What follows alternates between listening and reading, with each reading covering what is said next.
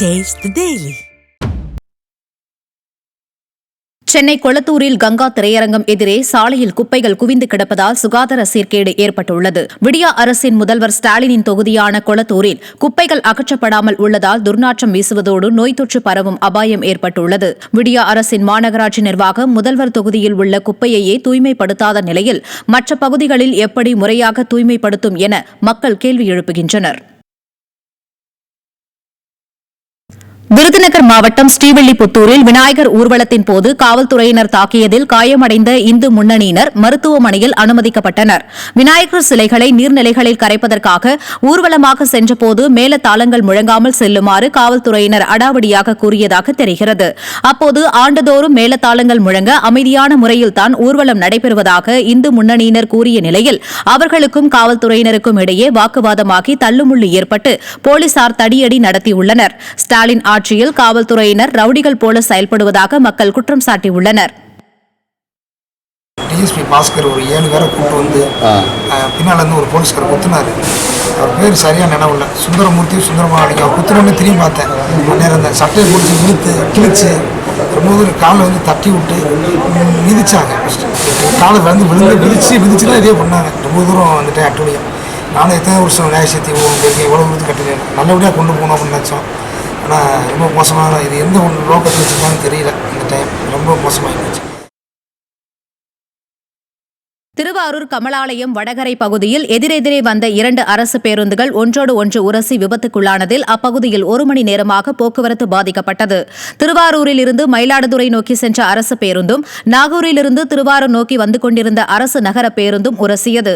இதனால் ஏற்பட்ட போக்குவரத்து நெரிசலில் நோயாளியுடன் மருத்துவமனைக்கு சென்று கொண்டிருந்த ஆம்புலன்ஸ் வாகனம் மற்றும் பொதுமக்கள் சிக்கி தவித்தனர். விநாயகர் சிலைகள் ஊர்வலத்தையொட்டி போக்குவரத்து மாற்றம் செய்யப்பட்ட நிலையில் அது குறித்து முறையான அறிவிப்பு இல்லாததே இதற்கு காரணம் என மக்கள் குற்றம் சாட்டியுள்ளனர். புதுச்சேரி மணக்குள விநாயகர் கோவிலின் 65வது ஆண்டு பிரம்மோற்சவ விழா கொடியேற்றத்துடன் தொடங்கியது. மணக்குள விநாயகர் ஆலயத்தில் பிரம்மோற்சவ விழா விக்னேஸ்வர பூஜையுடன் தொடங்கி உற்சவ சந்தி 108 சங்காபிஷேகத்துடன் 24 நாட்கள் விமர்சையாக நடைபெறுவது வழக்கம். அந்த வகையில் நடப்பாண்டு பிரம்மோற்சவ விழா கொடியேற்றத்துடன் தொடங்கிய நிலையில் விநாயகருக்கு சிறப்பு அபிஷேகம் மற்றும் ஆராதனைகள் நடைபெற்றன. இதில் திரளான பக்தர்கள் பங்கேற்று சுவாமி தரிசனம் செய்தனர். கன்னியாகுமரி மாவட்டம் சாமித்தோப்பு ஐயா வைகுண்டர் தலைமை பதியில் ஆவணி திருவிழாவின் 8ஆம் நாள் விழாவை முன்னிட்டு களிவேட்டை நிகழ்ச்சி நடைபெற்றது. ஐயா வைகுண்டர் தலைமை பதியில் ஆவணி திருவிழா கடந்த 22ஆம் தேதி தொடங்கி விமர்சையாக நடைபெற்று வருகிறது. 8ஆம் நாள் திருவிழாவை ஒட்டி அலங்கரிக்கப்பட்ட வெள்ளை குதிரையில் எழுந்தருளி ஐயா வைகுண்டர் களிவேட்டைக்கு புறப்பட்டார். தொடர்ந்து களிவேட்டைக்கு பிறகு தலைமை பதிக்கு திரும்பிய ஐயா வைகுண்டரை வழிநெடுகிலும் பக்தர்கள் வழிபட்டனர். சிவகங்கை மாவட்டம் திருப்பத்தூர் அருகே தேரந்தல்பட்டி கிராமத்தில் முறையான அடிப்படை வசதிகள் இன்றி தவித்து வருவதாக கிராம மக்கள் வேதனை தெரிவித்துள்ளனர். கடந்த 4.5 ஆண்டுகளாக புறக்கணிக்கப்பட்டு வந்த கிராமத்தில் முறையான சாலை வசதி, தெரு விளக்கு வசதி, பேருந்து வசதி இன்றி பொதுமக்கள் அவதியடைந்து வருகின்றனர். அதிமுக ஆட்சியில் அமைக்கப்பட்ட தண்ணீர் டேங்க் மட்டுமே மக்களின் குடிநீர் ஆதாரமாக விளங்கி வருகிறது. மேலும் ஸ்டாலின் மாடல் திமுக ஆட்சியில் அடிப்படை வசதிகள் கோரி பலமுறை மனு அளித்தும் எவ்வித நடவடிக்கை எடுக்கப்படவில்லை என்பது இப்பகுதி மக்களின் குமுறலாக உள்ளது. லைட் கூட இந்த ஊருக்குள்ள இல்லை.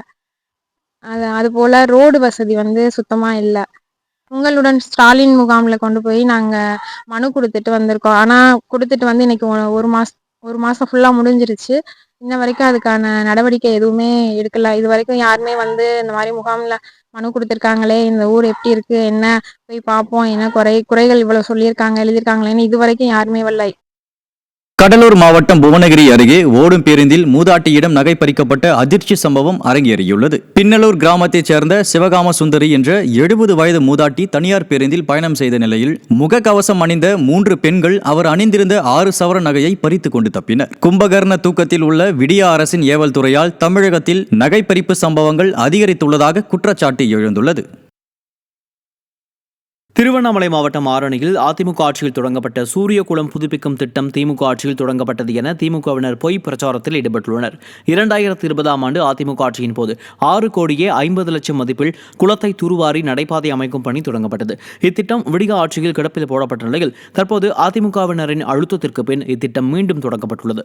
இந்நிலையில் இத்திட்டம் விடியா ஆட்சியில் தொடங்கப்பட்டதாக துண்டு பிரசுரங்களை வழங்கி தங்களின் ஸ்டிக்கர் ஒட்டும் பணியை திமுகவினர் தொடங்கியுள்ளனர்.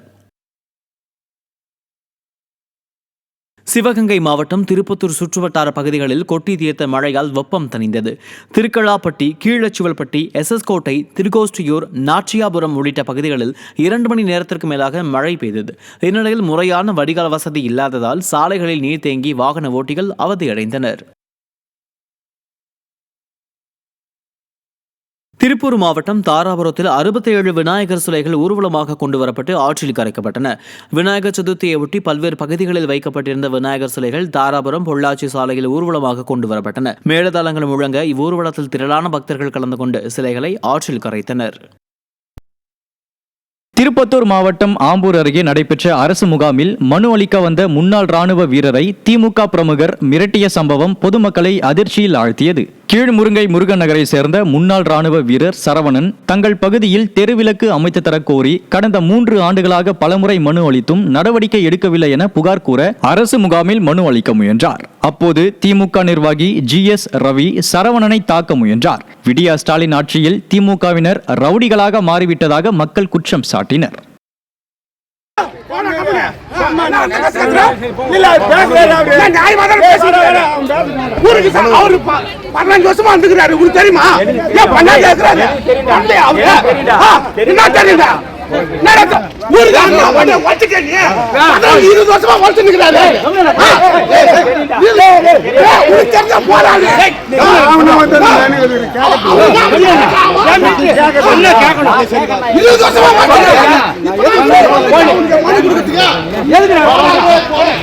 எங்கள் தெருவுக்கு வந்து மின்விளக்கு வேணும், கம்பத்துடன் கூடிய மின்விளக்கு வேணும்ன்ட்டு கடந்த 23 ஜனவரி 26 போராடிட்டு இருக்கேன்.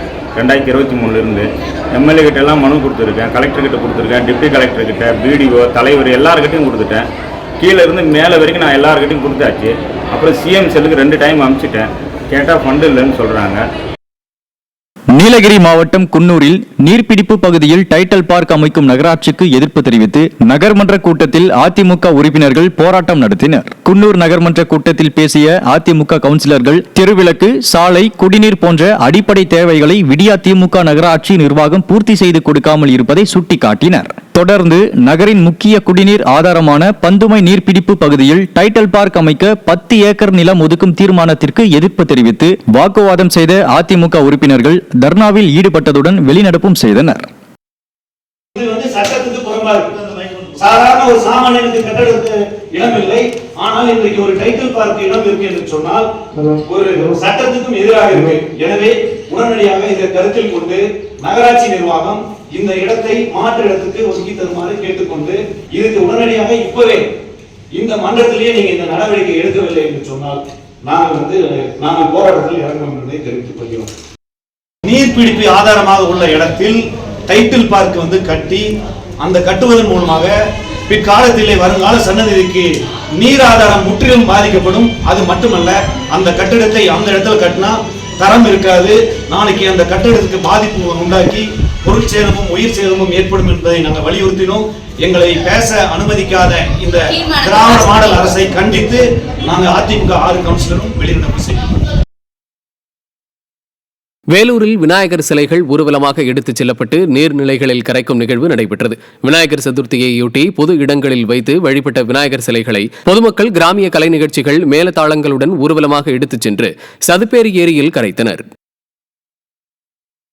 கள் போதைப் பொருள் என ஸ்டாலின் நிரூபித்தால் 10 கோடி ரூபாய் அவருக்கு பரிசு வழங்கப்படும் என்று கள் இயக்க தலைவர் நல்லுசாமி தெரிவித்துள்ளார். தருமபுரியில் செய்தியாளர்களிடம் பேசிய அவர், கள் ஒரு தடை செய்யப்பட வேண்டிய போதைப் பொருள் அல்ல என்றும் வரும் சட்டமன்ற தேர்தலில் வெற்றி தோல்வியை நிர்ணயிப்பதில் கள் முக்கிய பங்கு வகிக்கும் என்றும் தெரிவித்தார். மேலும் கள்ளச்சாராயம் குடித்து உயிரிழந்தவர்களுக்கு நிவாரணம் கொடுக்கும் ஸ்டாலின் அரசு கள்ளச்சாராயம் விற்பனையை தடுக்க தவறிவிட்டதாக நல்லுசாமி குற்றம் சாட்டினார்.